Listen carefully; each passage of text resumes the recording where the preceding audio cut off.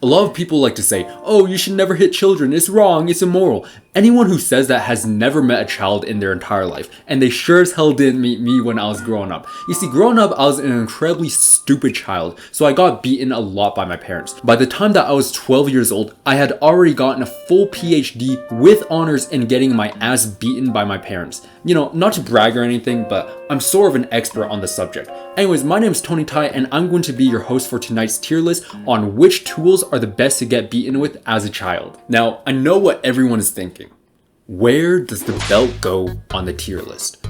Good question. S+, easily. Listen, back in the day when I did something bad and my dad pulled out the belt, I'd be screaming, no, stop, don't hit me with the belt, Dad. But deep down, I was thinking, let's go, he pulled out the belt, yes! See, the belt hurts enough to where you learn your lesson, but it doesn't hurt so bad that you regret being born, you know what I mean? As long as you're wearing pants, the belt is actually a really enjoyable experience. Like, it makes a nice sound, it feels good, and it leaves a nice big red welt. Anyways, you know it, I know it, the belt is an easy S tier, fun for the entire family. Next up is the hand. See, the really interesting thing about the hand is that it really shows off the duality of mankind. Because when it's just the open hand, it's a pretty solid A tier, but when it's the fist, it's a very solid D tier, you know? Let me explain. See, when you get slapped with the open hand, it hurts, it leaves a nice sound, and it leaves a big red well every once in a blue moon. So it's pretty respectable. It's sort of like the belt if the belt was more shit, you know what I mean? But see, this is why the fist is such a D tier. Because when dad gets a little tipsy and he's had a little too much to drink, and then he pulls up with the fist,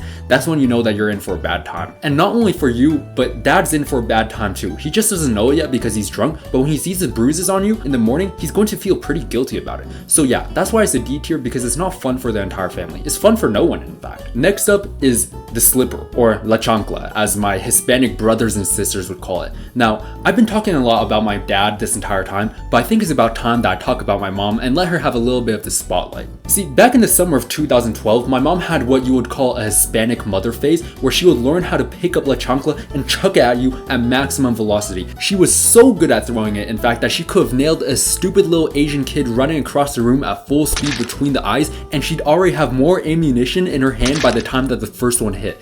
Trust me, I saw it. Or actually, I didn't see it because one, I got nailed in the eyes, and second, I'm Asian, so I can't see it in the first place. But yeah, it was really impressive. So that's why I'm going to put it at a B tier, because anyone who uses la chancla is incredibly respectable, and you know, if you use it, you're going to be good at it. Trust me. Next up is the classic and classy fly swatter.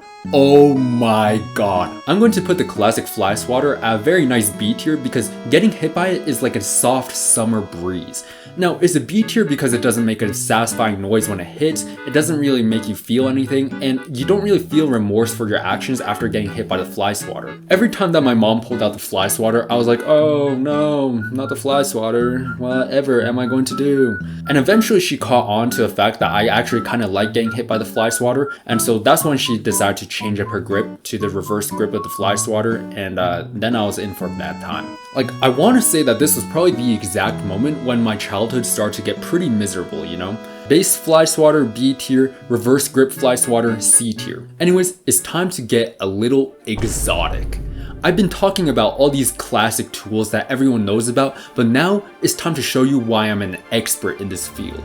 So I'm going to talk about some of the sleeper picks that most parents don't really go for, and I'm going to make a lightning round too. So firstly, chopsticks. The way that you get beaten by chopsticks is that they make you hold out your knuckles and then they wrap down on your knuckles and you get 2 for flinching. And it actually really hurts because it slaps directly down on the bone, so I'm going to make it a solid F tier. And the next tool is the tool that your parents use when you're running away from them, and for me, 90% of the time, that nearest tool was a coat hanger. Now see, plastic coat hangers don't actually hurt all that much, and they're actually so flimsy that if you hit them just right, they'll actually break upon impact. Now this is actually really bad because it's sort of like shrapnel or birdshot, and when it breaks, your parents actually get even angrier than before, and then they start using the fist, which, as I established earlier, is a solid D tier. So I'm going to put plastic coat hangers as solid D tier as well. But now it's time to talk about the metal coat hangers, and I'm telling you, this was the bread and butter combo that my parents loved to use. It's light and durable so your parents can whip out frame perfect combos without even breaking a sweat.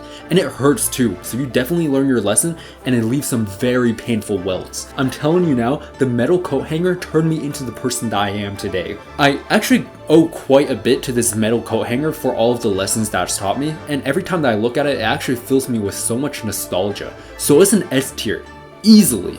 Next up is the smoke detector. Now, this one's sort of like the slipper in the sense that you can throw it and you'll actually get a ton of accuracy out of it, but I'm going to put it at a D tier because this one hurts like a bitch when you get smacked in the head with it. And finally, in the lightning round is a unique weapon that my parents forged in the fires of hell when I was just 9 years old. And unfortunately, I can't really put this one in the S tier because I don't have a lot of good memories attached to this one because my parents didn't use it so often.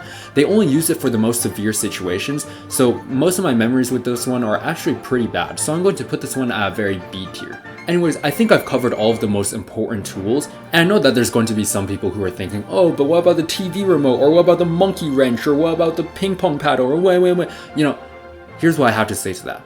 How horrible of a childhood would you have to be in order to get beaten by a TV remote?